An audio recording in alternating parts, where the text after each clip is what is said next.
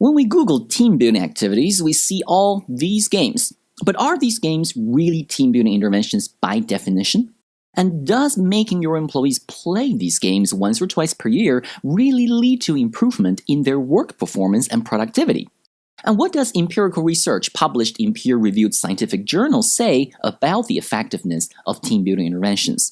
And what are the most common misconceptions that managers hold regarding team building and team-building effectiveness? We're going to talk about the answers to all these questions coming up. Let us begin by looking at two rather strange and misguided examples of team-building interventions. In this first example, we see a hired team-building facilitator spanking bank employees who underperformed. Just take a look. The employees who are standing on the stage are the worst performing employees, and they are being motivated by a hired team-building facilitator. And in this second example, a manager of a real estate firm is slapping the worst performing employees in a supposedly motivational team-building event. When I show these two clips in seminars and presentations, I ask attendees what they think is wrong with these two team-building examples and what they think is right with them. Well, there's plenty answers about what is wrong with them. They're unethical, they're possibly illegal due to their violent nature and the physical harm that they can cause, and most likely, they are ineffective in the long term. Now, what's right with them? Is there anything that is right with the above two team-building activities? Well, what is right with them is this. The motive behind the management's intention is right. They want to, through these team-building interventions, improve employees' work performance and productivity. Such intentions are perfectly in line with how team building is defined in human resource management and organizational behavior literature. So there is nothing wrong with that. There is nothing wrong with the management's intention behind these team building interventions, trying to improve employees' work performance and productivity. But the problem is whether these team building interventions can actually fulfill those intentions at all. Because after all, we do see very often people making terrible decisions and doing very wrong things despite their very good intentions. And now let's go from China to the West. If I were to ask you to name what you consider to be normal and typical team building activities in the West, what can you come up with? Well, you know what? Why don't we just Google it? According to Google Images, these types of things are probably the most stereotypical team building activities in the West, various outdoor and indoor games which employees can play in teams. In addition to these generic examples, some more specific examples include the trust fall, in which one employee falls backwards and the others catch him. Firewalk, walking on coal, various ropes games, drumming together, escape room, where employees are locked in a room and they need to work together as a team in order to figure out how to escape. We've also got ropes courses, obstacle courses, paintball games, just to name a few more examples. If you would like to see more examples of team building activities and games, just go and search for it in Google or on YouTube. There are plenty more examples.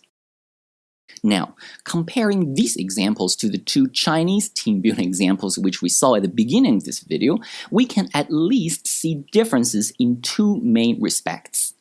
The first difference is that these rather stereotypical team building examples generally raise no ethical and legal issues. They are not so objectionable as the two Chinese examples. The other major difference is that these team building activities often are not performed for the sake of improving productivity and work performance, at least not directly.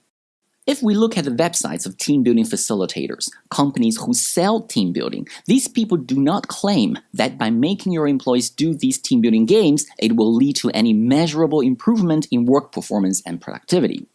What they're selling is a culture of growth and success through motivation and inspiration. What they're selling is enthusiasm and entertainment while encouraging communication, cooperation, and positive relationships. So, when we read their websites carefully, and clearly these team building companies know what they're talking about, they appear to understand that all these team building games and activities and interventions, the best that they can achieve is short-term soft improvement. Attitudinal and perceptual improvement, not directly improving work performances and productivity in any objectively measurable manner.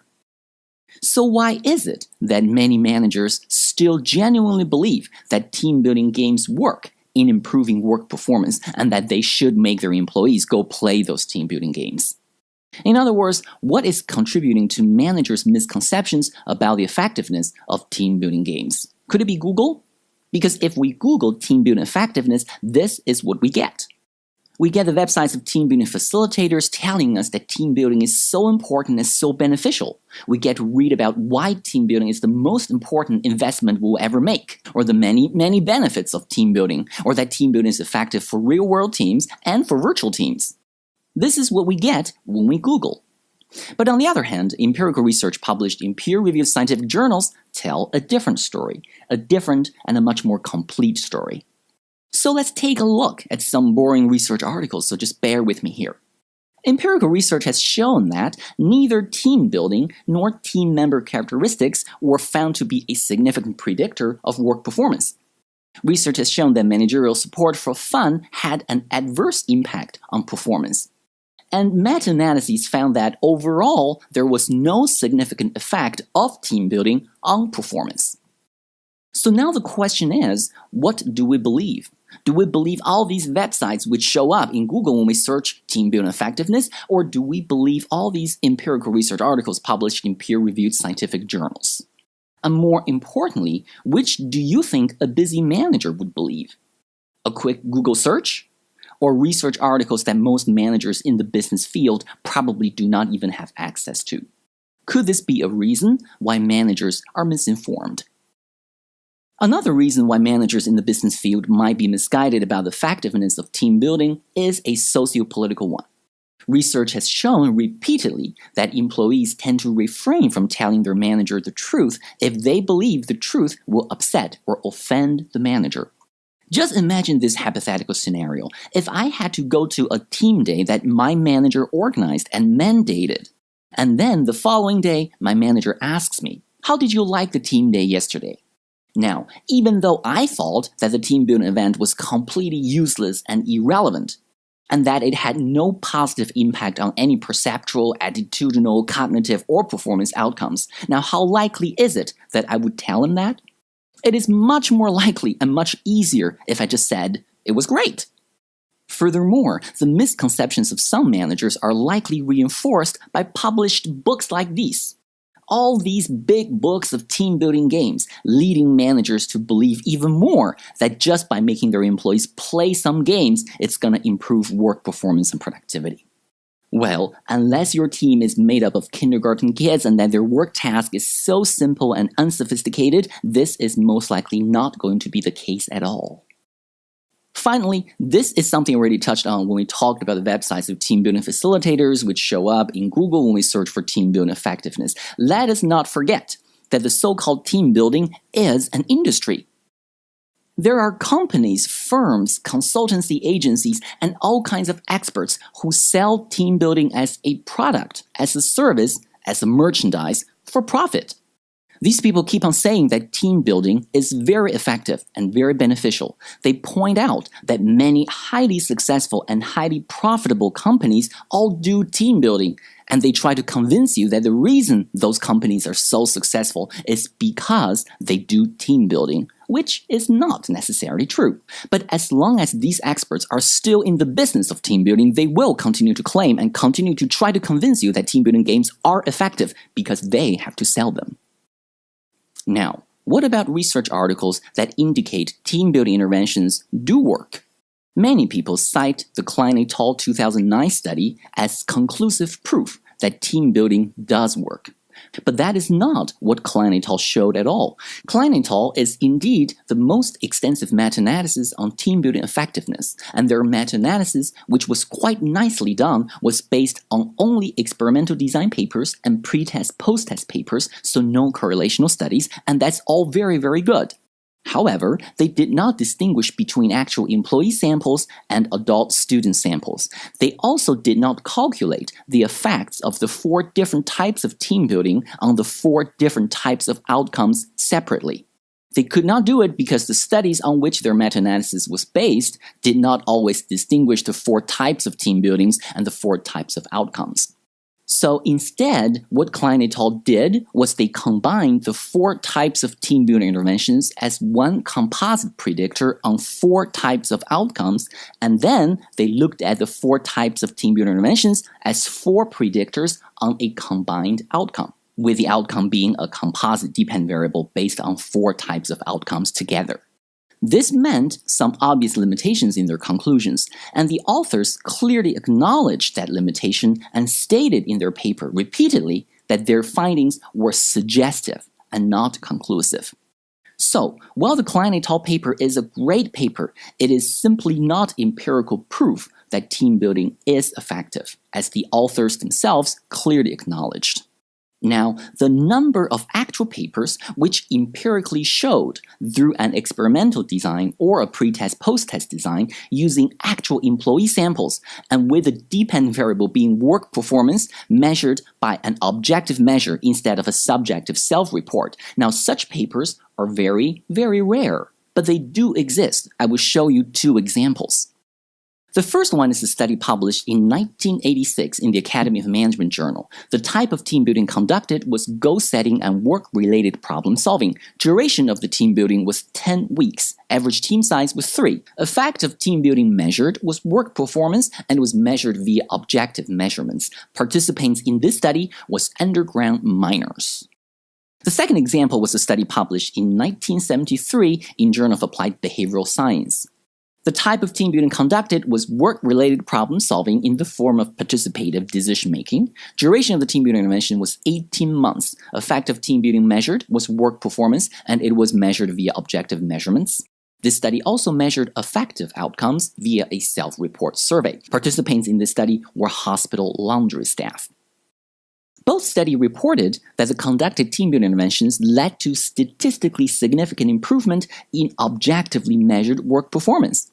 These 2 studies are reliable and convincing. They used a proper causal design, and they were conducted on actual employee samples, not student samples, and the outcome variable was properly measured, and they were measured in the reasonably long term as well, indicating that the effect of team building on measured performance outcomes was relatively long-lasting.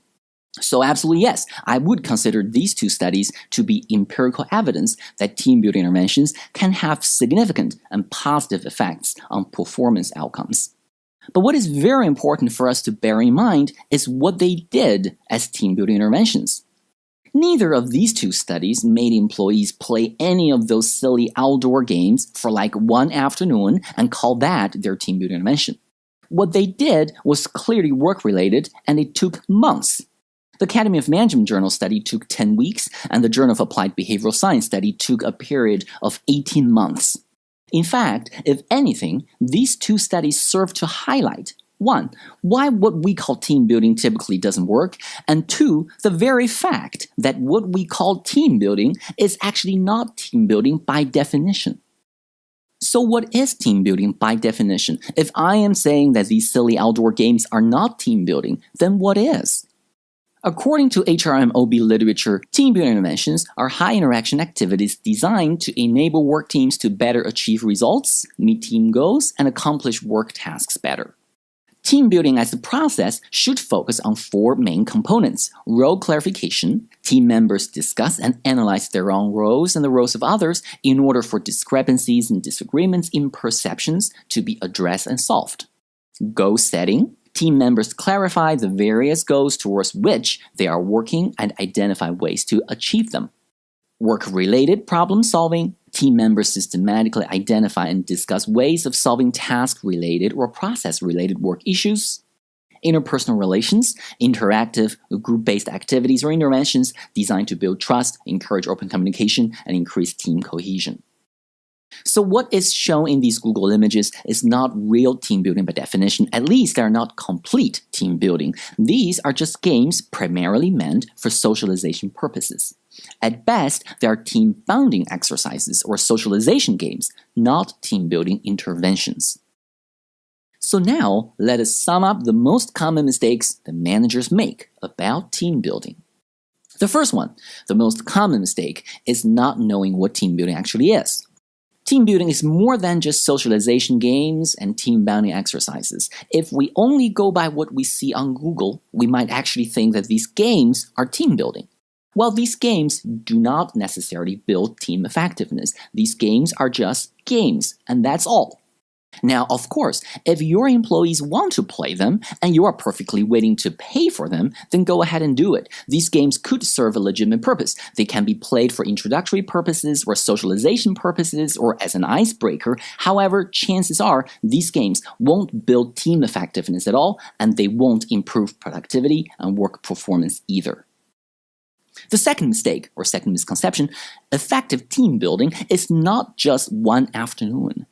For team building interventions to actually lead to improvement in performance outcomes, it takes time. The two articles I cited in this video, one team building intervention took 10 weeks and the other took 18 months. Real team building intervention is an investment that requires time, resources, and long-term commitment. If you only just have one afternoon per year, then fine, make your employees play those games for one afternoon per year. There are plenty of firms selling those games, but again, don't expect those games to actually improve productivity and work performance. Mistake number 3, believing everything we read on the website of a team building facilitator. Let us remember that these are businesses that sell team building. It is only natural and in their benefit to tell us that team building leads to all kinds of improvements. Be careful with what we read. Always question what you read, and please feel very free to question my claims in this video too. Now, to get to the next mistake, a little anecdote first. A little while ago, I was giving a presentation on team building effectiveness. I was showing examples and videos of team building interventions and presenting research findings concerning team building and its various measured outcomes. After my presentation and during the discussion portion of the program, a manager who was participating in the seminar asked me, she said, "In my department, I really sensed there to be some issues with communication among employees. I was planning some kind of a team building event, some sort of a team outing, in order to try to fix this communication problem." Now, in your opinion and according to your presentation, would you say that the likelihood for that to work is low? Well, what kind of team building event are you thinking about? I asked. And she said, "Oh, something simple, just having a good time together, maybe bowling followed by a nice dinner in a good restaurant. Do you think that's going to work?" I further inquired, "This communication problem in your team, what do you think is causing this communication problem?" "I'm not sure, I don't know," she said. Now that is exactly the point. If this manager does not even know what is causing the communication problem in the team, when she does not really understand what the root of the problem is, why would she even assume or presume that a so-called team building event of bowling and dinner would fix it? But unfortunately, this is often how team building events are organized. From what I see and hear and experience, many managers organize team building events for their employees with great intentions, like this manager that we just talked about, or like that Chinese bank example we saw at the beginning of this video. But having great intentions is not enough. That is, having great intentions does not mean the team building event which you intend to work will work. But at least these managers have good intentions, so that's very nice. In some other cases, however, the manager's motives and intentions behind organizing the team building events are not even correct, at least not in line with the definition of team building. Per the definition of team building, the intention of organizing such things should be to enable work teams to better achieve results, meet team goals, and accomplish work tasks. But in actuality, we do see misguided motives on the part of the manager when organizing team building activities. Sometimes we see managers organizing a team building event simply because they believe it is their job to organize something, anything. As long as they have organized a team building day for their department, they feel like they have performed their duty. They can check it off their list and be done with it. Other times we see managers organizing a team building event for their employees because the manager himself wants to feel important. He wants this day to be his day, where he can be central stage and be the most important person that he always is. Anyway, so this anecdote brings us 2 more mistakes. Mistake number 4, having the wrong reason or motive for organizing a team building event for the staff.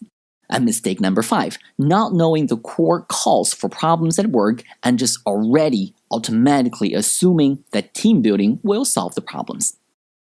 And now, the last point, mistake number 6. Team building is not a magical silver bullet.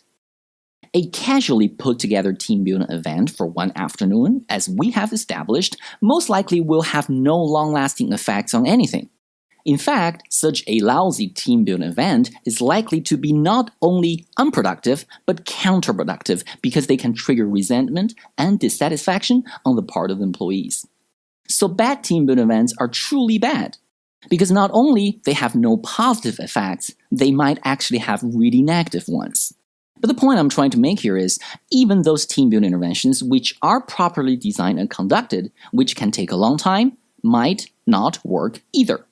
Even real team building interventions are not a silver bullet. Team effectiveness is not the result of one or two small things. It is the result of the synergetic effects of many factors.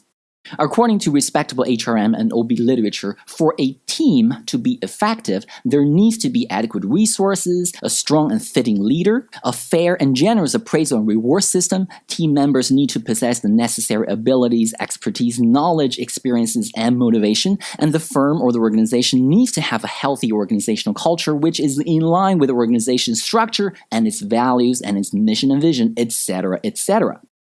There are multiple categories of factors which together contribute to team effectiveness. Chances are no stand-alone team building intervention is able to address all these factors regardless how properly designed and executed it might be. So really, we should stop treating team building like this magical silver bullet because there is no silver bullet. In popular management literature, numerous things have been presented or portrayed as this silver bullet. Team building, or employee diversity, or leadership, or an open plan office, or organizational culture. But the truth is, any of these things alone won't fix a company. We should not expect to do just one little thing and then see that little thing magically changes a company. That happens only in movies and fairy tales, not in real life. I understand. Simple proposals that promise to solve complex problems sell, but they hardly work. So don't believe the hype. So, what do you think about team building interventions? Would you agree and disagree with what I presented in this video? I invite you to leave your thoughts and comments down below, but please keep them civil and respectful. As always, thanks for watching this Ranywayz random video. Please like and subscribe, and I'll see you next time.